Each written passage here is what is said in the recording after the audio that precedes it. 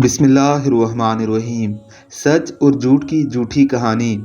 एक दिन सच और झूठ की इत्तेफाकिया मुलाकात हो गई। झूठ ने कहा, देखो आज कितना खूबसूरत दिन है। सच ने हैरान होकर आसमान की जानिब देखा। वाकई दिन खूबसूरत था। धूप निकली हुई थी, टेम्परेचर भी अच्छा था। दोनों घूमते रहे और गपशप करते हुए एक तालाब के पास से गुजरे।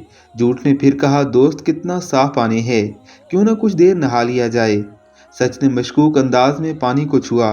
पानी वाकई साफ और नीम गर्म था। दोनों ने कपड़े उतारे और गोते लगाना शुरू कर दिए। अचानक झूठ बाहर निकला और सच के कपड़े उठाकर दौड़ लगा दी। सच ने तेजी से एक्शन लिया और झूठ का पीछा शुरू कर दिया। दौड़ते दौड़ते नंगा सच करीबी गांव में पहुंच गया। लोगों ने नंगे सच को देखकर शोर मचाया कि शरीफ मोहल्ले में बदतमीजी से दौड़ रहा है, तुमको शर्म नहीं।